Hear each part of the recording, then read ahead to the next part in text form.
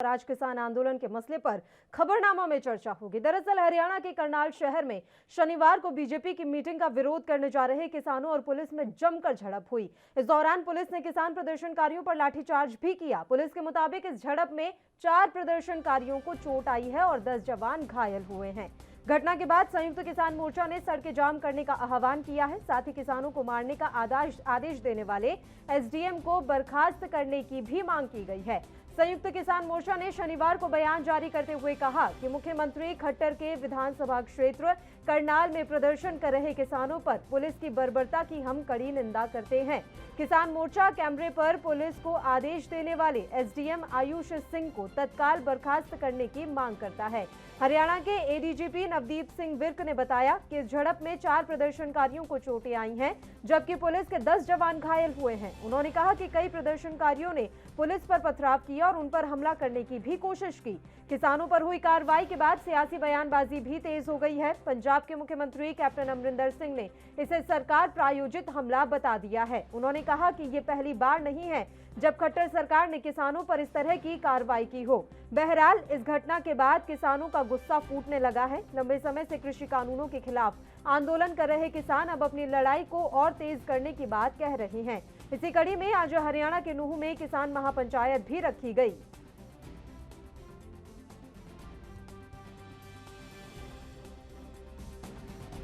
करनाल के अंदर जो लोग घायल हुए वो हॉस्पिटल में है, रात नहीं आ पाए क्योंकि 2 बज गए थे और ये सब साथी है, सब किसान हैं और आए इनके पास में। और कल इनका ये करा है कि प्रशासन के दबाव में डॉक्टरी और मेडिकल कॉलेज पे भी प्रशासन का कब्जा है। एक तरह से जिन लोगों को चोट लगी हुई थी उनको भी घर भेज दिया गया। बहुत लोगों को घर भेज दिया। ये इनके चोट लगी हुई है पूरी, नाक की हड्डी और आँख में से दर्द है और आप नुकसान हुआ है आँख को और 4 बार लाठीचार्ज वहाँ।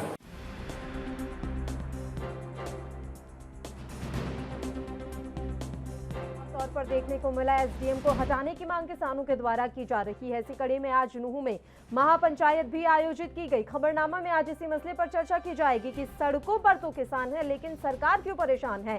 सरकार को जब लेना देना ही नहीं इन किसानों से तो आखिर किस बात का ये लाठीचार्ज किया गया। हालांकि जब सरकार के नुमाइंदों से बात की गई तो उन्होंने कहा कि मीडिया सिर्फ एक पक्ष को दिखा रही है। सच्चाई ये भी है कि किसानों के द्वारा वहां जो प्रदर्शनकारी थे उनके द्वारा पुलिस वालों पर जबरदस्त तरीके से हमला किया गया और 10 पुलिसकर्मी इस हमले में घायल भी हुए हैं। अब देखने वाली बात यह रहेगी कि इस पूरे मसले पर किस तरह की कार्रवाई की जाती है। प्रदर्शनकारियों पर ही क्या मामले दर्ज किए जा रहे हैं, ये तमाम बातें यहां पर जानने के लिए हैं कि आखिर सरकार किस तरीके से ये कार्रवाई कर रही है। क्या वाकई में ये सरकार प्रायोजित हमला था?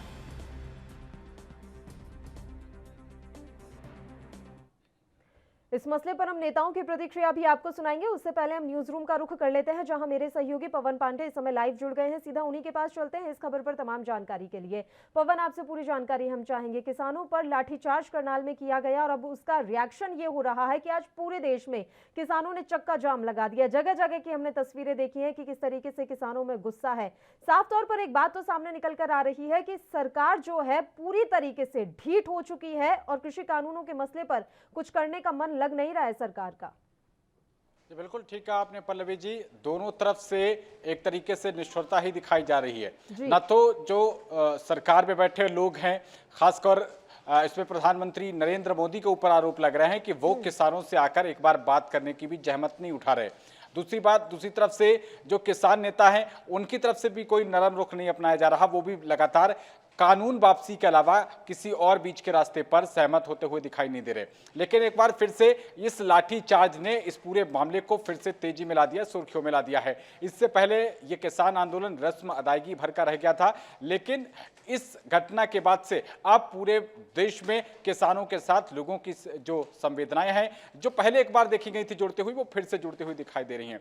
और न सिर्फ जनता बल्कि अभी मेघालय के राज्यपाल की बात करें आप, सतपाल मलिक, उन्होंने तो साफ तौर पर कहा है कि ये बहुत ही कायराना हरकत रही, जिस तरीके से किसानों के ऊपर लाठीचार्ज किया गया, उनको रक्त रंजित किया गया और इसमें उन्होंने उस आरोपी एसडीएम जिसके ऊपर आरोप लग रहे हैं उसको फौरन ही नौकरी से हटाए जाने की भी बात कही है। तो पल्लवी जी, एक बार फिर से मामला तूल पकड़ रहा है और साथ ही क्योंकि अब कोरोना को लेकर पाबंदियां कम हो गई हैं तो एक बार फिर से किसान आंदोलन जोर पकड़ता हुआ नजर आएगा। किसान मोर्चा की तरफ से भी कहा गया है कि अब दिल्ली एक बार फिर हम कूच करेंगे और दिल्ली में पहले से बड़ा प्रदर्शन हम लोग करेंगे। तो एक बार फिर से वही जो 11 दौर की बातचीत के बाद सिलसिला थम गया था, शायद फिर से वही सिलसिला शुरू हो। पल्लवी, जोर क्यों ना पकड़े ये किसान आंदोलन? आप क्या सुन रहे हैं? आप लगातार ये बात कहते हैं कि हमने 12 दौर की वार्ता की, लेकिन उस वार्ता का कुछ तो नतीजा निकलता, कुछ भी नतीजा नहीं निकलना, सब कुछ सिफर रहना, ये क्या दिखा रहा है? क्या वाकई में मंशा लग रही है सरकार की वो इस मसले को सुलझाना चाहती है? बिल्कुल नहीं, फिलहाल ऐसा नहीं लग रहा क्योंकि सरकार तो ये कह रही है कि यहाँ पर तो कोई किसान बैठे ही नहीं है। जो सरकार ये नहीं मान रही कि बॉर्डर पर इतने आंदोलनकारी इकट्ठा हुए उनमें से कोई किसान है तो उनके ऊपर वो नरमी क्यों दिखाएगी, पहली बात। दूसरी बात ये रही कि किसान लगातार कर रहे हैं कि कानून वापसी की मांग, लेकिन ये भी वो कह रहे हैं कि एमएसपी की गारंटी मिलनी चाहिए। और एमएसपी की गारंटी में क्या कमी है? क्यों ना मिले एमएसपी की गारंटी? जिस देश में जय जवान जय किसान का नारा लगाया गया, जिस देश में अमेरिका से जो एक दूषित गेहूं हम खा रहे थे और किसानों ने हमको सरप्लस अनाज पैदा करके दिया, वो क्या कम से कम एक मिनिमम सपोर्ट प्राइस की भी उम्मीद नहीं कर सकता? लेकिन सरकार की इस तरफ कोई भी जो है मंशा दिखाई नहीं दे रही। सरकार अगर कहती जिस तरीके से बिजली के कानूनों पर सरकार ने थोड़ा सा पीछे हटके एक नरम रुख अपनाया, क्या एमएसपी की ओर सरकार की तरफ से कोई नहीं बढ़ सकता था? लेकिन आज एमएसपी कोई बात ही नहीं कर रहा और साफ तौर पर यह बता दिया जाता है कि यहां पर तो कोई किसान ही नहीं है, यहां पर तो खालिस्तानी बैठे हुए हैं, देश विरोधी बैठे हुए हैं। बिल्कुल, अभी तो यही डिसाइड नहीं हो पा रहा है कि जो प्रदर्शनकारी हैं वो किसान हैं या नहीं। तो किस मंशा के साथ सरकार काम कर रही है वो साफ तौर पर नजर आ रहा है। शुक्रिया पवन, तमाम जानकारी देने के लिए आप हमारे साथ जुड़े। तो कृषि कानूनों को लेकर आंदोलन कर रहे किसानों पर हरियाणा पुलिस ने करनाल में लाठीचार्ज किया है। पुलिस के कई किसानों को दौड़ाकर पीटा है। घटना के कई वीडियो वायरल हो रहे हैं जिसमें पुलिस किसानों पर लाठी बरसाती हुई साफ तौर पर नजर आ रही है। लाठीचार्ज के चलते कई किसान घायल भी हो गए हैं। कई किसान तो ऐसे रहे जिनके सिर तक फूट गए। किसान संगठनों ने लाठीचार्ज का विरोध किया है। इस पूरे घटनाक्रम पर राजनेताओं की प्रतिक्रिया भी हम आपको सुनाते हैं। जिस तरह का एक्शन वहां दूसरी ओर से भी दिखा है, क्या आप उसको सपोर्ट करते हैं? कस्सी से लेकर अटैक किया जा रहा है। मैं तो ये पूछना चाहता हूँ कि जब नई मंडियां बन रही है, एमएसपी पे फसल खरीदी जा रही है, किसी की जमीन को कोई भी आज के दिन किसी भी कंपनी ने कब्जा करने का काम नहीं किया, तो आज विषय क्या बचा है? सबसे हैरानी की चीज है कि पॉलिटिकल पार्टी, बीजेपी का प्रोग्राम था, उसके ऊपर सीएम ने अपना ध्यान भी दे दिया है, मगर आप पॉलिटिकल प्रोग्राम, किसी की मूवमेंट, कोई अपने बच्चों के साथ जा रहा है, कोई रिश्तेदारी में जा रहा है, किसी के घर पे बैठने सुख दुख में जा रहे हैं, आप हर जगह विरोध करते हैं, तो आपका उद्देश्य क्या है? मैं तो दुखी जरूर, कल का बहुत दुखी हूं, मगर मैं पूछना तो आपके माध्यम से भी चाहता हूँ, वो 40 लीडर्स है कहाँ? जो घटनाक्रम कल हुआ या जो टोहाना में हुआ या जो जोगीराम सिहाग की जब वो अपनी बेटी के साथ थे टोल पे हुआ या रणबीर गंगवा की गाड़ी के साथ हुआ, इसका आखिरी उद्देश्य उन नेताओं के माध्यम से कुछ बताए तो सही कि है क्या? जब हम एडिशनल मंडी के लिए जमीन खरीद रहे हैं, मंडियां बना रहे हैं, प्रत्येक क्रॉप को एमएसपी पे खरीद कर डायरेक्ट, पहली बार है 1.5 साल में कोई प्रदेश ऐसा नहीं है जो किसान के खाते में पैसा देता हो। हरियाणा ने देने का काम किया और पूरा पैसा, और डिले हुआ तो इंटरेस्ट देने का काम किया। उसके बाद भी उन लोगों के पास कोई जवाब नहीं। देखिए, ये भाजपा और जजपा सरकार के संरक्षण में जो अधिकारी हैं वो ये ना भूलें, जो आज उनके संरक्षण में अधिकारी इस तरह की भाषा बोल रहे हैं कि सर फोड़ दो देखते ही, असंवैधानिक अलोकतांत्रिक भाषा बोल रहे हैं। अहंकार, जो कुर्सी पे लोग बैठे हैं उनका जो अहंकार है, ये अधिकारियों के अंदर वो अहंकार घुस के बोल रहा है। ये अधिकारी ये ना बोल रहे हैं कि सत्ता आनी जानी, ये जो कह रहे हैं कि मैं लिख के आदेश देता हूँ, आने वाले समय में जो है हम भी ये लिख के देते हैं कि जब सरकारें बदलेंगी आने वाला समय किसान और मजदूर का होगा, और जब किसान और मजदूर की हितैषी सरकार बनेगी तो ऐसे अधिकारियों को हिसाब किताब देना पड़ेगा और सरकार तुरंत कार्रवाई करे। ऐसे अधिकारी पे कार्रवाई होनी चाहिए, और कार्रवाई केवल अधिकारी पे नहीं, नैतिक जिम्मेदारी आज सरकार को लेकर इस सरकार को सत्ता में बने रहने का कोई अधिकार नहीं। जो सरकार 9 महीने से किसान और मजदूर की आवाज़ को इस तरह कुचला जा रहा हो, पूरे देश में सबसे बड़ा किसान विरोधी सरकार का चेहरा हरियाणा सरकार का बन गया हो। कहीं और आंदोलन तो कई प्रदेशों में हुए, पंजाब, दिल्ली में जाने के लिए किसान आए थे, हरियाणा, उत्तर प्रदेश, राजस्थान, मगर केवल हरियाणा ही एक ऐसी प्रयोगशाला। लाठीचार्ज किसानों पर होना ये दुखद है।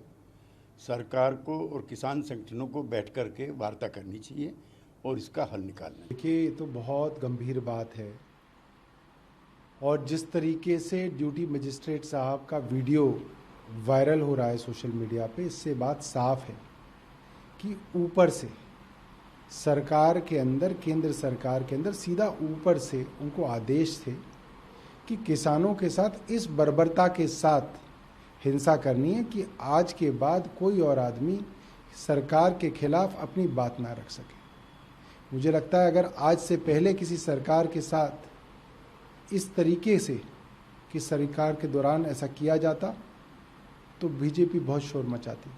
और बहुत दुख की बात है कि इतने सालों विपक्ष में रहने के बाद भाजपा आज सत्ता में आई है तो इस तरीके का क्रूर रूप जो है भाजपा का नज़र आ रहा है।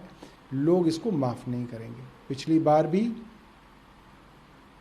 हरियाणा के अंदर जो सरकार है बैसाखियों पे बन पाई थी भाजपा की, इस बार जो है हरियाणा के अंदर देश का जो किसान है वो इंतज़ार कर रहा है कि हरियाणा के अंदर चुनाव जब हो, पंजाब के अंदर जब चुनाव हो, तो इनको मुंह तोड़ जवाब दिया जाए। ही बर्बरतापूर्वक हमला एक तरह से किसानों पर हुआ है और ये देश माफ़ करने की स्थिति में अब नहीं है। सरकार ने किसानों के प्रति जो रवैया रखा शुरू से, वो एक ऐसा रवैया रखा जैसे कि किसान इनके दुश्मन हो।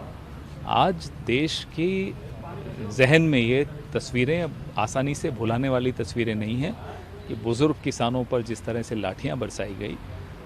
इस सरकार को देश का बच्चा बच्चा अब माफ़ करने के लिए तैयार। समझदार व्यक्ति जो राजनीति में है जो राजनीति में नहीं है, वो किसानों को दुश्मन नहीं मान सकता।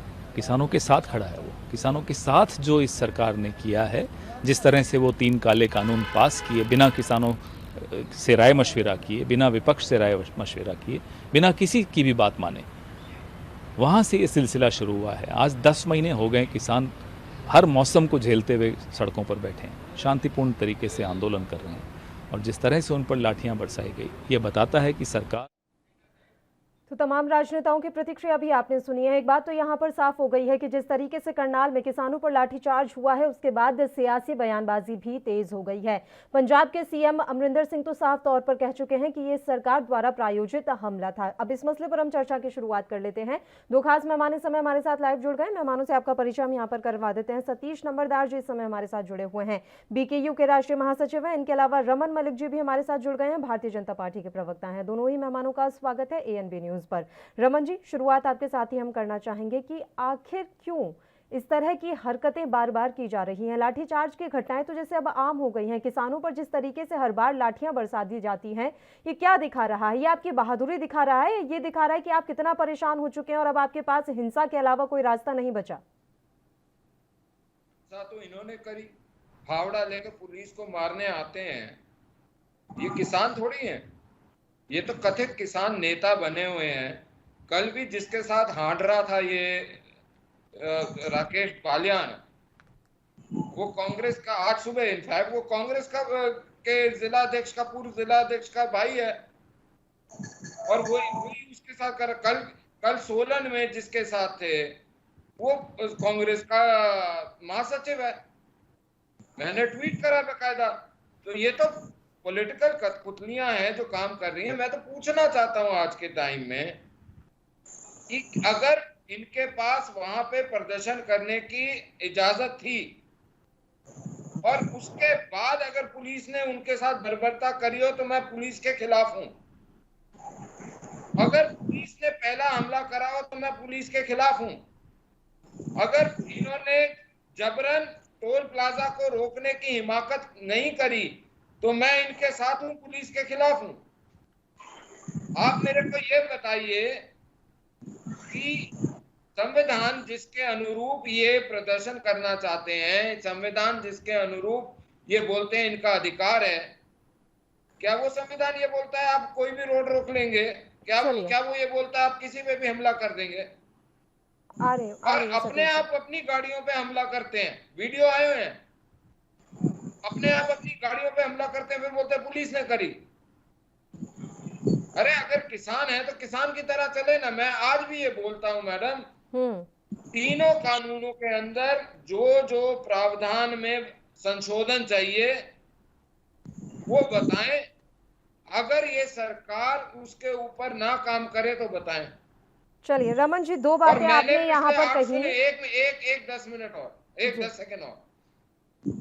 मैं पिछले 8 महीने से राकेश बालियान, चरूनी, योगेंद्र यादव, अभिमन्यु कोहाट, रज्जोवाल और एक आध और इनके कोई आते थे टेलीविजन पे, मैं तब से इनसे ये बोल रहा हूं कि जी मेरे को भी समझा दो क्या काला है इस कानून में। मैं अपना सार्वजनिक जीवन का व्यक्ति हूं, मैं पदभार पार्टी का छोड़ के इनके साथ बैठ जाऊंगा। आज तक कोई नहीं आया आगे। बताइए सतीश जी, और एक बात ये भी जानना चाहेंगे कि क्या सिर्फ एक ही तरफ की कहानी दिखाई जा रही है? सरकार के ऊपर जो भी आप लोगों के द्वारा इल्जाम लगाए जा रहे हैं वो इल्जाम तो आप साबित कीजिए, जैसा कि वो भी कह रहे हैं, उन्हें बताइए तो सही कि काला क्या है। और दूसरी बात, पुलिस कर्मियों को भी चोटें आई हैं सतीश जी, पुलिसकर्मी भी गंभीर रूप से घायल हुए हैं। आज मौलवी जी पूरा देश देख रहा है, पूरा देश देख रहा है।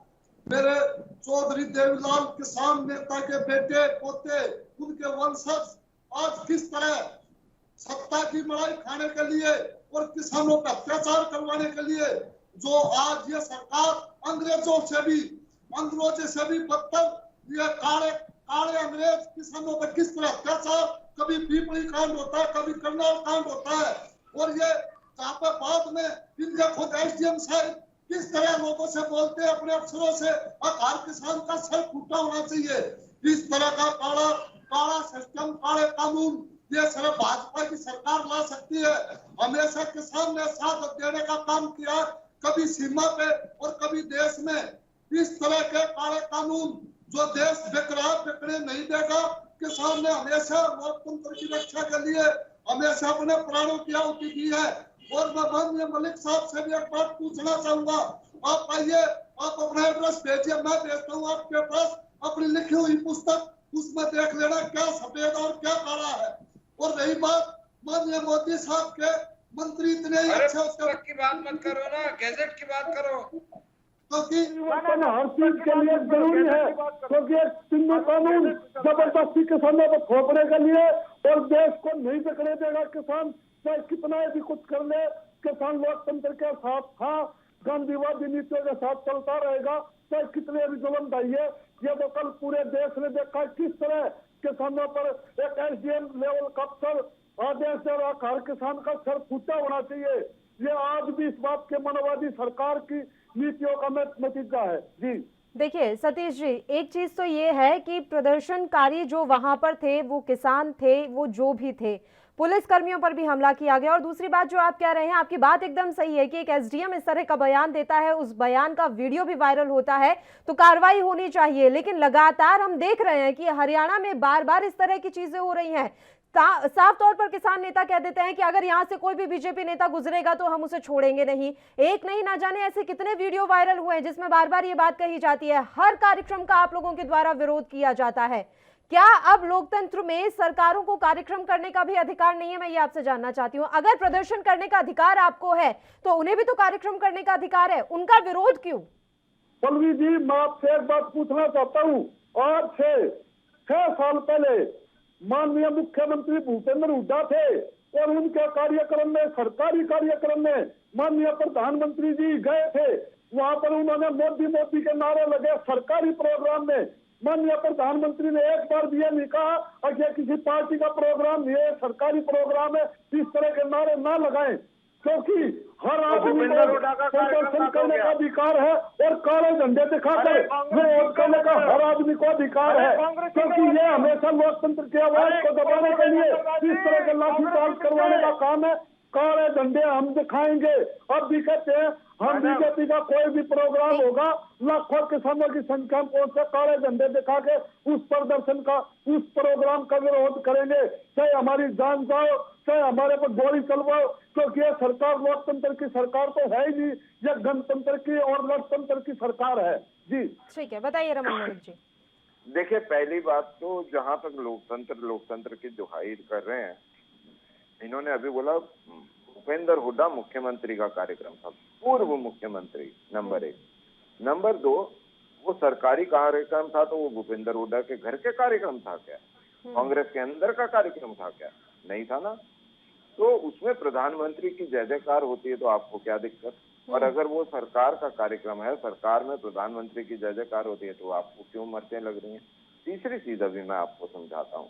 भाई साहब, आप कानून की बात करें, कानून की बात होती है गैजेट के हिसाब से, आप उसके ऊपर जब मर्जी चाहे बैठना चाहे, मैं बैठने को तैयार हूँ। अब आप बोलते हैं कि आप भाजपा के कार्यक्रमों का विरोध करेंगे। अगर कोई, चलो एक बारी को आपकी मंशा और आपकी व्यथा को जानते हुए मैं ये बोलता हूँ कि आप प्रदर्शन करना चाहते हैं, भाजपा का कोई भी पब्लिक कार्यक्रम है, आप करें प्रदर्शन, आप करना चाहते हैं ना, आप करें। जो हमारे संगठन का विषय हो उसके लिए बैठक हो रहा है, वो पब्लिक कार्यक्रम नहीं है, नंबर 1।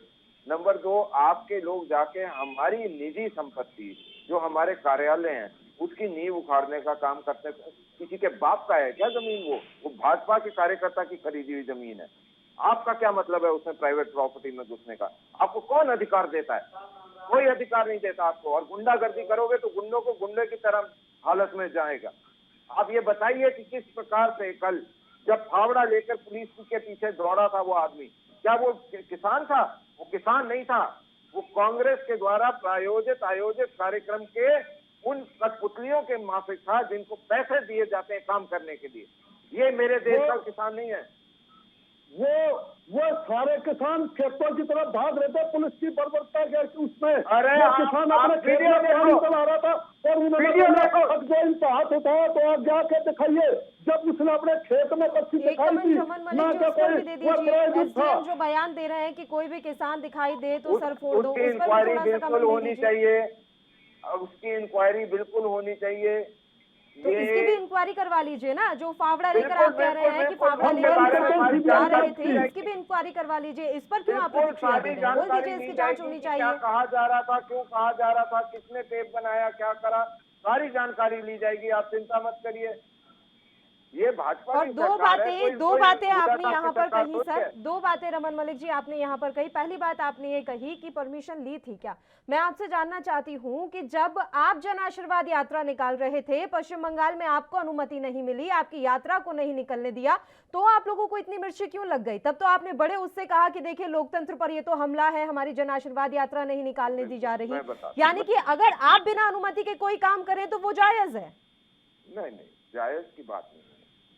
एक आक्रोश दिखाना संविधान के अंदर आपको ये मिलता है अधिकार, जिसके माध्यम की बात ये कर रहे हैं।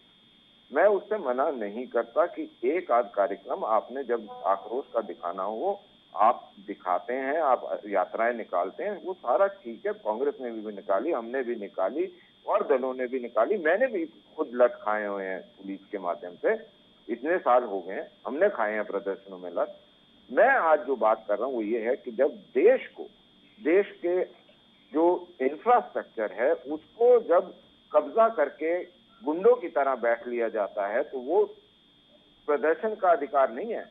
उसका मतलब ये है कि जो टैक्स पेयर अपनी सहूलियत के लिए सरकार को टैक्स देता है, जिससे सरकार, कोई भी सरकार हो, वो इंफ्रास्ट्रक्चर का निर्माण करती है, वो पब्लिक प्रॉपर्टी है। पब्लिक प्रॉपर्टी को घेर के बैठना बहुत बड़ा अपराध है। और हमको जब ये सुनाया जाता है, मैं भी किसानी करता हूँ, मैं अपनी किसानी का अलग काम रखता हूँ और जो मैं व्यवसाय करता हूँ उसका अलग करता हूँ और टैक्स भरता हूँ। मैं ये पूछना चाहता हूँ, ये किसानी के नाम पे जितने बड़े बड़े धन्ना से बैठे हैं, कितने टैक्स भरते हैं? कोई टैक्स नहीं भरता। तो टैक्स पेयर के ऊपर क्यों जुल्म कर रहे हो? वो देश को चलाता है, अगर आप अन्नदाता हो तो वो करदाता है। बताइए सतीश जी। माननीय मलिक साहब, बंगाल में तो राजनीतिक हत्याएं होने का काम होता था, वहां तो खुली मुठभेड़ होती थी। आप मुख्यमंत्री के बैरिकेड तोड़ने का काम करते थे, लेकिन आपके साथ पूरे देश की हमदर्दी थी, और क्योंकि आप भी लोकतंत्र का एक हिस्सा हो। लेकिन आज दिल्ली हरियाणा यूपी में लोकतंत्र की पूरी तरह हत्या होने का काम होती है। माननीय सुप्रीम कोर्ट ने भी माना है कि कानूनों में कमी है, और माननीय केंद्रीय मंत्री ने भी माना है कि कानूनों में कमी है, और 18 पॉइंट तो उन्होंने खुद बताए हैं कि इनमें कमी है। फिर भी आप जब किसान इन तीनों कानूनों को नहीं लेना था तो आप जबरदस्ती थोपने का काम क्यों कर रहे हैं? क्योंकि तो सुप्रीम कोर्ट ने माना है, तो सुप्रीम कोर्ट ने अपनी कमेटी भी तो बनाई है सतीश जी। सुप्रीम कोर्ट ने तो अपनी कमेटी भी बनाई है। आप तो सुप्रीम कोर्ट के प्रोसेस पर भी भरोसा नहीं कर पा रहे हैं, या तो आप एससी के प्रोसेस पर ही भरोसा कर लीजिए। पल्लवी जी, हम खुद प्रधानमंत्री के पास मांग रहे हैं। पहले तो मुझे ठीक है, एक एक करके बात करेंगे। सतीश जी पहले तो ये बताइए कि मांग क्या है, क्योंकि अलग अलग संगठनों से जब हम बात करते हैं तो कुछ किसान संगठन कहते हैं कि नहीं, कानून मत रद्द करो, उसमें 2-3 उन्हें बस संशोधन करवाने हैं, ठीक है। और अगर बीकेयू के तो ज्यादातर यही बात आती है कि नहीं, पूरा का पूरा कानून रद्द कर दो। आप लोग खुद कितना एकजुट हैं, पहले तो ये समझाइए। पल्लवी जी, ये कानून एक किसान के ऊपर ही लागू नहीं होते। ये तीनों कानून मध्य वर्ग और गरीब तबका, ये सिर्फ कुछ चंद उद्योगपतियों को छोड़ के फायदे के पूरे का पूरा सिस्टम गड़बड़ा जाएगा। जैसे बीएसएनएल आया, ये प्राइवेट टेलीफोन आया तो बीएसएनएल खत्म हो गया, और ये प्राइवेट चैनल आए तो दूरदर्शन खत्म हो गया, और सरकारी प्राइवेट हॉस्पिटल आए तो सरकारी अस्पताल खत्म होने का काम हुआ। क्योंकि मंडी कैसे बचेगी? इसमें एक पूरे का पूरा गरीब तबका खत्म होने का काम होगा। लेकिन मेरे माननीय प्रधानमंत्री और प्रदेश की जितने भी भाजपा की सरकारें हैं, ये इस बात को मानने के तैयार नहीं, और किसान अपनी शहादत देने से नाकल पीछे था। किसान ने हमेशा सीमा पर भी शहादत देने का काम किया, और देश के अंदर भी आज मेरे 700 के करीब किसानों ने शहादत दी है, और हमेशा बॉर्डरों से और सीमाओं से मेरे किसान के बच्चों के शहादत हमेशा तिरंगे में लपटने का काम होता है, और हमेशा इन्होंने तिरंगे का अपमान करने का काम किया। पूरी जांच का विषय, और जैसे 26 जनवरी की हमने सीबीआई जांच की मांग की, और आज तक इन्होंने सीबीआई जांच मंजूर नहीं की हमारी। हमेशा हम ये बोलते हैं जो भी कांड होता है, जैसे ये बोलते हैं बॉर्डरों पे किस तरह के अत्याचार होते हैं, हम बोलते हैं कानून आपके पास है, सरकार आपके पास है, लेकिन उन्होंने आज तक किसी भी कानून का सहारा न लेते हुए हमेशा लोकतंत्र का सहारा लिया, और किसानों को हमेशा लाठीचार्ज करने का काम किया। जी बताइए रमन मलिक जी। लाया जा रहा है ना कि सिर्फ किसानों के बेटे सीमा पे होते हैं, इसको छोड़ दीजिए।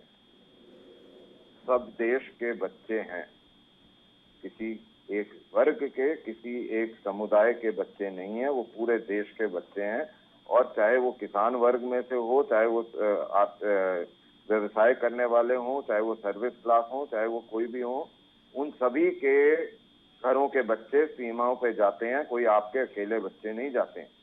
तो एक तो ये भ्रम फैलाना ना, इसको बिल्कुल छोड़ दीजिए। अब दूसरी बात करिए।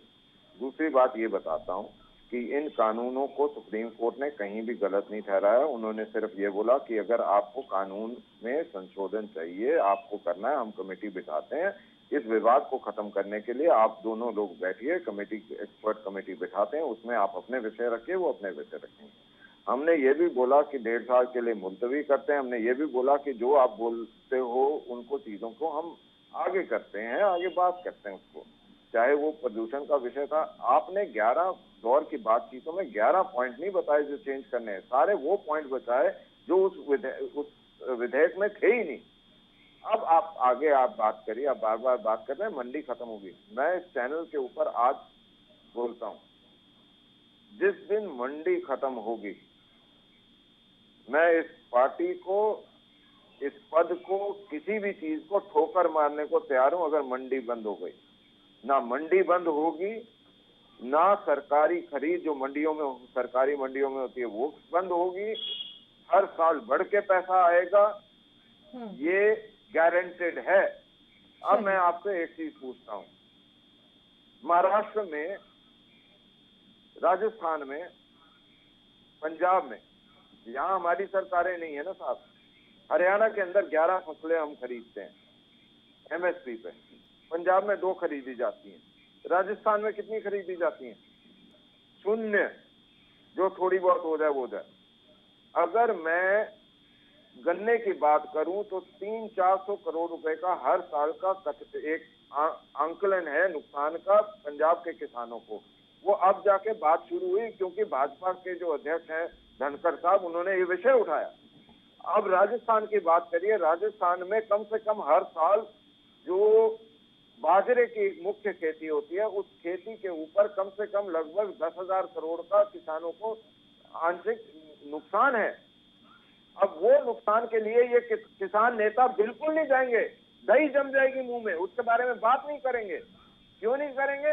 और ये पूछिए इनसे कि हम तो डंके की चोट पे हरियाणा में 11 इन सारे सवालों का जवाब हम लेंगे सतीश जी से। बिल्कुल सतीश जी, तुरंत लौट रही हूँ मैं आपके पास, लेकिन यहाँ पर काफी गौर करने वाली बात है कि ऊहापोह की स्थिति लगातार बनी हुई है और दोनों ही पक्ष जो है अपनी अपनी बात पर अड़े हुए साफ तौर पर नजर आ रहे हैं। एक छोटे से ब्रेक के लिए हम यहाँ रुक रहे हैं, फौरन हाजिर होंगे।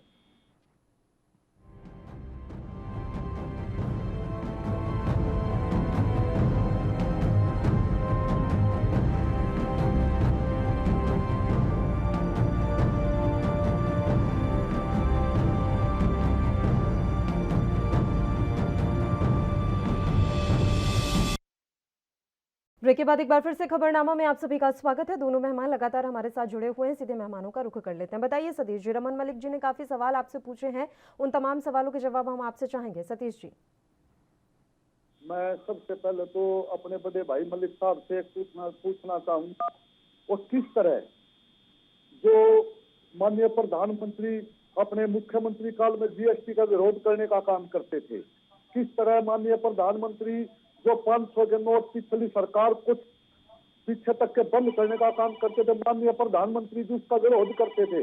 और नोटबंदी में किस तरह देश के हर एक वर्ग ने किस तरह लाइन में खड़े होकर अपनी देश जान देने का काम किया, क्योंकि पूरे का पूरा सिस्टम आज आपने कोरोना काल में देखा होगा, पूरी की पूरी अर्थव्यवस्था बैठी हुई थी, पूरी की पूरी अर्थव्यवस्था कहाँ से कहाँ लेकर जा रहे हैं सतीश जी? पूरे किसानों ने इस अर्थव्यवस्था को बताने का काम किया।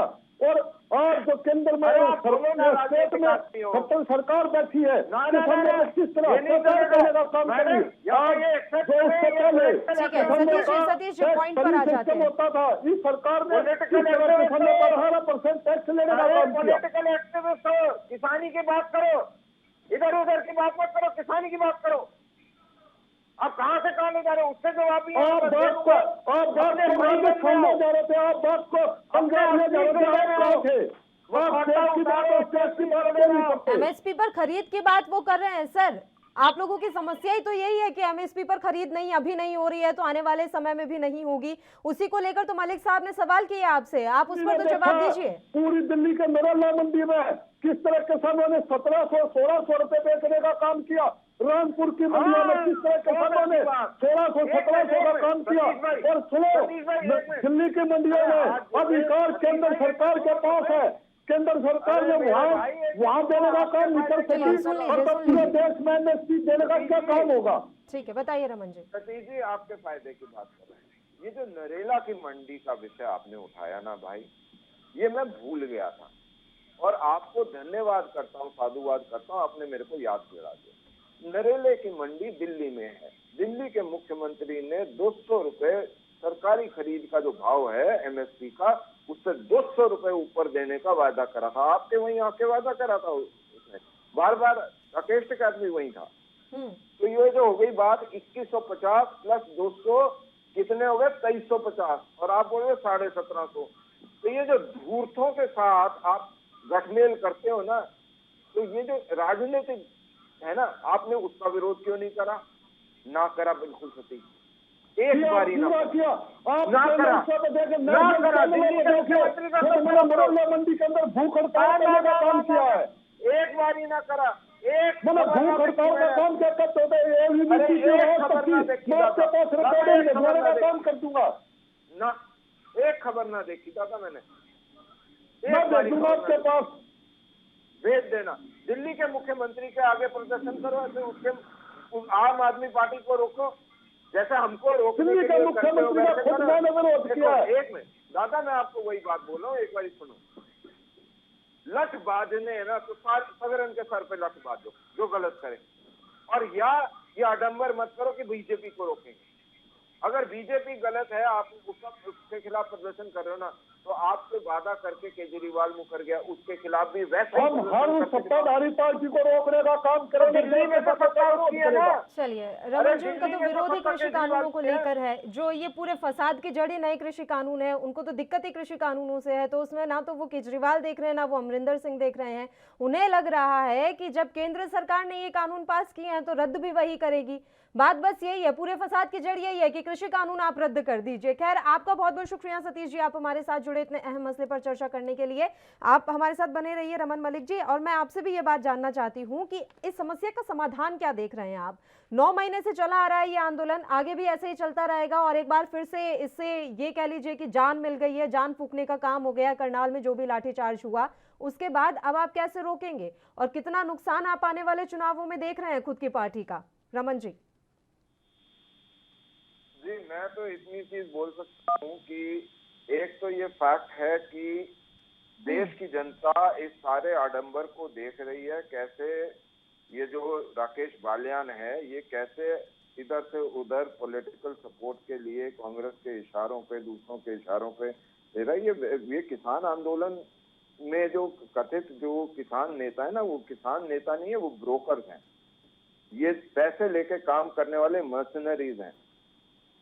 ये वो लोग हैं जिनके ऊपर इस आंदोलन के आयोजकों के ऊपर इसमें जान जो गई है वो इन आयोजकों की जिम्मेवारी थी, क्योंकि कोई भी धरना प्रदर्शन होता है उसमें जान माल का अगर नुकसान होता है तो आयोजक की जिम्मेवारी होती है।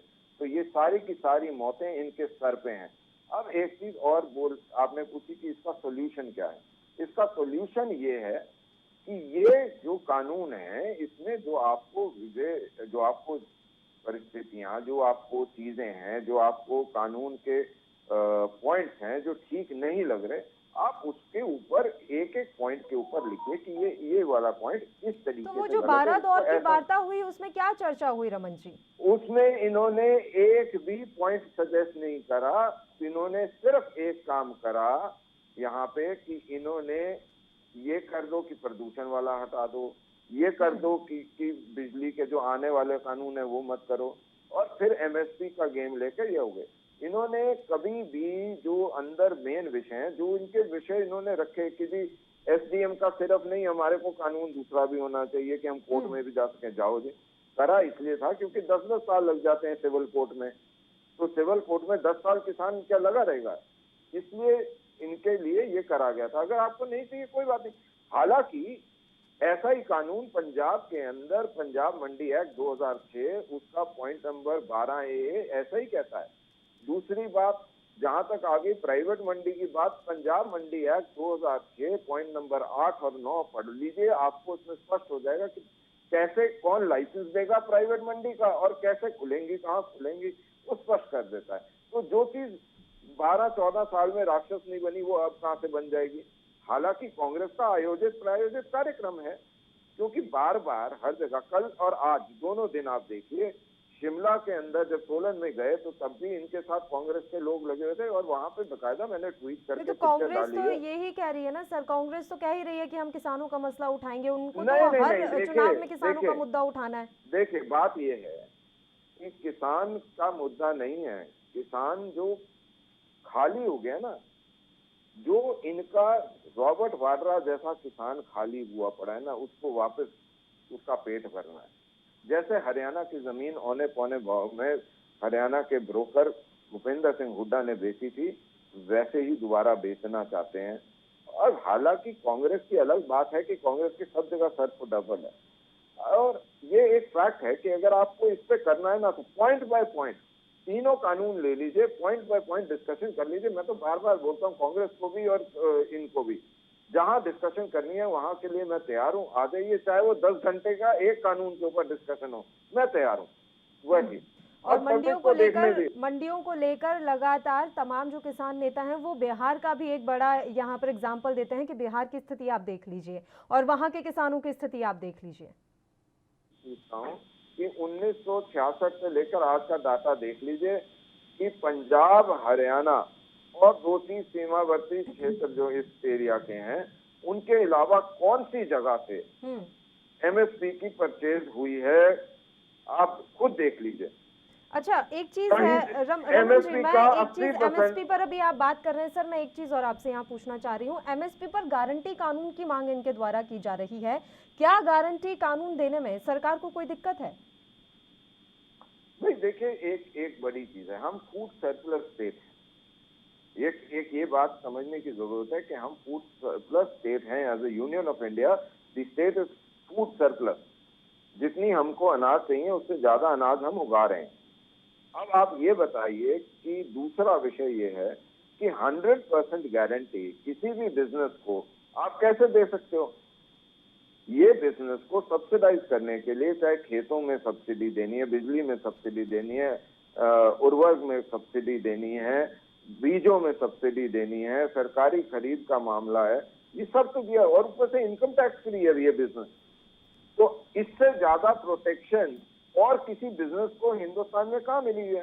क्योंकि जब ये बोला जाता है कि अन्नदाता है, अन्नदाता दाता फ्री में दान नहीं दे रहा, क्योंकि करदाता पैसा देता है तो सरकार जो बनती है वो उस करदाता के रमन जी रोक रही हूँ आप। चलिए अब अपने मुद्दे का हम रुख कर लेते हैं। किसान आंदोलन के मसले पर हम चर्चा कर रहे थे। करनाल में हुए लाठीचार्ज के बाद एक बार फिर से किसान आंदोलन ने तूल पकड़ लिया है और इस मसले ने भी तूल पकड़ लिया है और लगातार सरकार पर तानाशाह होने के आरोप लगाए जा रहे हैं। रमन मलिक जी लगातार हमारे साथ जुड़े हुए हैं, भारतीय जनता पार्टी के प्रवक्ता है रमन मलिक जी।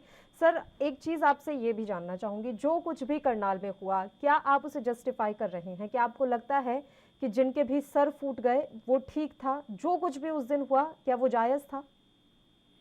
देखिए, अगर पुलिस ने कोई नाजायज काम करा है तो उसकी निंदा भी और उस पर एक्शन भी होना चाहिए। लेकिन मैं आपकी जानकारी में लाऊं कि मैंने अभी थोड़ी देर पहले ट्वीट करके हरियाणा की पुलिस के डीजीपी को और DGP law and order, ADGP law and order Navdeep Virk ji को, दोनों को टैग करके अपनी कंप्लेंट ट्विटर के माध्यम से दी है कि रणदीप सुरजेवाला और दूसरा एक और व्यक्ति है, ये झूठ फोटोएं फैला के प्रदेश की शांति को भंग करना चाह रहे हैं और फेक न्यूज फैलाने वाले सुरजेवाला को अरेस्ट करना चाहिए और उसका ट्विटर अकाउंट भी बैन करना चाहिए। गुड़गांव के अंदर एक टिंकू करके नाम का लड़का था जो गौ सेवक है, 25 और 24-25 की रात को उसका एक्सीडेंट हुआ और उस एक्सीडेंट के अंदर जो उसके सर पे टांके लगे उसको ये दिखा रहे हैं कि ये करनाल के अंदर सर फुटा हुआ। मैं ये पूछना चाहता हूँ कि उस सर के व्यक्ति को ऐसा छिछोरा झूठ बोलने की क्या जरूरत? क्यों अपने मतलब नेशनल मीडिया प्रभारी है ना कांग्रेस के, क्यों झूठ बोल रहे हैं? यानी कि आपको ऐसा लग रहा है कि कांग्रेस के द्वारा फेक न्यूज फैलाई जा रही है और जबरदस्ती मामले को तूल दिया जा रहा है। कांग्रेस खुद फेक है, यहाँ झूठे गांधी हैं, ये झूठी आईएनसी है। रमन जी एक सेकंड रमन जी, केवल ढींगरा जी हमारे साथ जुड़ गए हैं, कांग्रेस के ही प्रवक्ता हैं। एक बार उनका भी रुख कर लेते हैं, एक रिएक्शन उनका भी ले लेते हैं क्योंकि समय की भी अब कमी रह गई है हमारे पास। केवल ढींगरा जी, आवाज मिल रही है आपको? हाँ जी, बिल्कुल मिल रही है। सर देखिए, रमन मलिक जी साफ तौर पर कह रहे हैं कि आप लोगों के द्वारा इतने सेंसिटिव माहौल में भी फेक न्यूज फैलाने का काम किया जा रहा है। ये फेक न्यूज क्या है? फेक न्यूज तो कोई है ही नहीं। और आपको सीधी बात है, देखिए सीधी समझ आ रही है, जो बीजेपी के द्वारा ऑर्डर करवाया जा रहा है, जो एसडीएम आयुष सिन्हा है उन्होंने सीधा कहा कि किसी का सिर नहीं बचना चाहिए और मैं यहाँ पे आया हूँ, मेरा ये ऑर्डर है और इसके लिए किसी का सिर नहीं बचना चाहिए। ये जानलेवा जो ऑर्डर किसानों के मारने के लिए दिए जा रहे हैं, ये कौन दे रहे हैं? बीजेपी की सरकार दे रही है और इसके ऊपर इंक्वायरी बैठनी चाहिए और बीजेपी सरकार को फौरन तौर पे सरकार को छोड़ देना चाहिए, क्योंकि ये जो किसान है ये हमारे देश के किसान है और इन किसानों को अगर सिर फोड़ने के ऑर्डर दे रही है ये सरकार, तो इससे बड़ा दुर्भाग्य इस देश का नहीं हो सकता। जिस तरीके से किसानों के सिर फटे हैं और एक किसान शहीद भी हुआ है, ये काले कानून जो है ये वापस ले सरकार, और ये सरकार अपनी गद्दी छोड़े, क्योंकि ये काले कानून व्यापारियों के फायदे के हैं। ये मोदी खट्टर सरकार जो है ये किसानों और मजदूरों की नहीं है। ये बीजेपी सरकार ना सिर्फ किसानों की है, ना किसी मजदूरों की है, ये बड़े बड़े व्यापारियों की सरकार है। इनको फौरी तौर पर सरकार को यहाँ से छोड़ के चले जाना चाहिए, क्योंकि ये लोग देश को करने के ऊपर आए हुए हैं। देश में कितने प्रदेश हैं जिसमें एमएसपी की खरीद हो रही है, ये बताना चाहिए रमन मलिक जी को। और वो बता रहे थे सर, आप थोड़ा सा लेट हो गए जुड़ने में। लगी हुई है इस समय। ये लोग धक्का मुक्की करके सरकार जो है किसानों को और मजदूरों को और आड़तियों को सबको नुकसान पहुंचा रही है। एक तो व्यक्तियों के लिए कानून बनाए गए। ठीक है, बताइए रमन मलिक जी। देखिए ढींगरा साहब, ऐसा है ना, हम अमेरिका हैं और ना ही नरेंद्र मोदी जो बाइडेन है कि छोड़ छाड़ के भाग जाएंगे और देश तालिबान के हाथ में दे देंगे। हम ऐसे लोग नहीं है कि देश की सेवा के लिए पीछे हट जाएंगे। हम तालिबानों के हाथ में देश नहीं देंगे। दूसरी चीज, आप ये बताइए कि राजस्थान, पंजाब, यहाँ दोनों जगह आपकी सरकार है पार्टी की, और आप हरियाणा में भी पहले 10 साल राज कर चुके हैं। हरियाणा में आप एमएसपी पे कितने फसल खरीदते थे, पंजाब में कितनी खरीद रहे हैं, और राजस्थान में कितनी खरीद रहे हैं, ये बता दीजिए। और वर्तमान में हरियाणा में कितनी खरीदी जा रही है, ये बताइए, है जानकारी? साहब ये मानते हो कि ये स्टेट सब्जेक्ट है, तो मोदी साहब ने काले कानून ध्वनि मत से पास क्यों किए? अगर आप ये मानते हो कि ये स्टेट में परचेज जो है वो स्टेट करे और स्टेट कानून बनाए, तो फिर ध्वनि मत से काले कानून लोकसभा और राज्यसभा में पेश क्यों किए? क्योंकि वो ट्रेन है। ढींगरा साहब देखो, कई बारी जो आपका शीर्ष नेतृत्व होता है वो इतना अच्छा नहीं हो पाता कि वो आपको मार्गदर्शन दे सके। मैं सिर्फ इतना चीज बोलूंगा आपको कि ये देखिए जरा ध्यान से कि ये जो कानून है ये सिर्फ उस क्षेत्र के लिए बने हैं जिस क्षेत्र में कानून नहीं थे। क्या कोऑपरेटिव फार्मिंग के लिए, कोलैबोरेटिव फार्मिंग के लिए, कॉर्पोरेट फार्मिंग के लिए कानून नहीं थे? ये ट्रेड के कानून है। के लिए बताइए, ये ट्रेड के कानून है सर। के लिए ये कानून बनाया है। ट्रेड के कानून है ढींगरा साहब, सुनिए, ट्रेड करने के लिए कानून है। अलग अलग स्टेट का कानून है, बताइए ना भाई साहब। ये कंकरेंट लिस्ट के कानून है, ट्रेड से संबंधित कानून है। आप क्या बातें कर रहे हैं? मैं पूछ रहा हूँ आपसे, ये कुछ स्टेटों के लिए है या पूरे देश के लिए है? पूरे देश के लिए सर, क्यों नहीं है? अगर ये पूरे देश के लिए है तो ये कानून आपने अपनी स्टेटों के ऊपर क्यों नहीं छोड़ा? हरियाणा स्टेट में 2007 में, हरियाणा स्टेट के अंदर आपने हुडा साहब के अंदर कॉर्पोरेट एग्रीकल्चर का कानून पास किया। एक में सुनिए, कॉर्पोरेट एग्रीकल्चर का कानून आपने पास करा हुडा साहब की सरकार में। पहला अदानी का, सुने ना, पहला अदानी का पहला भंडारण की गारंटी दी हुई है। अरे ढींगरा साहब, अरे अभी बता रहा हूँ ना, सुनो 6वें नंबर की क्लॉज पढ़ लीजिए। एमएसपी पे भी आते हैं, सबसे पहले बात सुनो। अदानी का सबसे पहले भंडारण सुरजेवाला की कॉन्स्टिट्यूएंसी में लगाया, आपने लगाया। आप मुख्यमंत्री के सलाहकार थे। एक सेकंड मलिक साहब, बात आप मुख्यमंत्री के सलाहकार थे। पहला अदानी का सैलाब सुरजेवाला की कॉन्स्टिट्यूएंसी में लगा, हाँ कि ना? सुनिए, मैं ये पूछ रहा हूँ, हरियाणा सरकार ने, अरे झूठ नहीं बोल, मेरे जवाब जितना सवाल पूछा उतना बोलिए। एमएसपी की परचेज के गारंटी थी, उसमें ये था कि एमएसपी से कम कोई परचेज नहीं कर सकता। आप 2007 का कानून निकाले और उसकी 6 नंबर क्लॉज पढ़े, उसके अंदर लिखा हुआ है कि एमएसपी से कम परचेज कोई भी करेगा तो उसको सजा का कानून में लिखा है। ये कानून में क्यों नहीं रखा? अभी मैं आप दोनों को ही रोक रही हूँ। फिलहाल मैं आप दोनों मेहमानों का भी धन्यवाद अदा करना चाहूंगी। तमाम चर्चा करने के लिए आप हमारे साथ जुड़े, और इसी के साथ खबरनामा में भी फिलहाल के लिए इतना ही। मुझे दीजिए इजाजत। देश और प्रदेश के तमाम ताजा खबरों के लिए आप देखते रहिए ANB न्यूज। नमस्कार।